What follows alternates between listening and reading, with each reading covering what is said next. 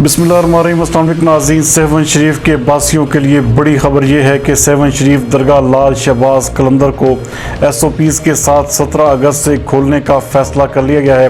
हमारे नुमाइंदा खसूसी वकार अली मल्लाह के मुताबिक मुख्तलिफ मकातब फ़िक्र के लोगों और दुकानदारों, सियासी, समाजी, मजहबी तंजीमों के रहनुमाओं ने दरगाह को खुलवाने के लिए 5 हफ्तों तक दरगाह के मेन गेट पर एहतजाजी कैंप कायम करके हुकूमत वक्त से मुतालबा किया था कि दरगाह को SOPs के तहत आम ज़ायरीन के लिए खोल दिया जाए, जिसका सिंध हुकूमत ने नोटिस लेते हुए दरगाह लाल शहबाज कलंदर को 17 अगस्त से आम ज़ायरीन के लिए खोलने का फैसला कर लिया है। इस हवाले से एक अहम इजलास डिप्टी कमिश्नर ऑफिस जाम शुरू में हुआ।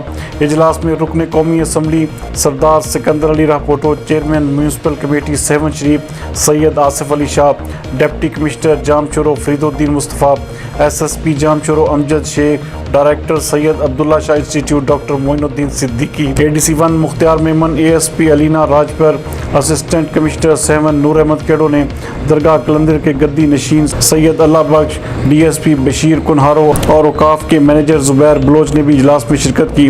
दरगाह हजरत लाल शहबाज कलंदर को 17 अगस्त पीर के रोज़ ज़ायरीन के लिए खोलने का फैसला किया गया। इस हवाले से इजलास में यह भी फैसला किया गया कि ज़ायरीन को महकमा औकाफ मास्क फराहम करेगा।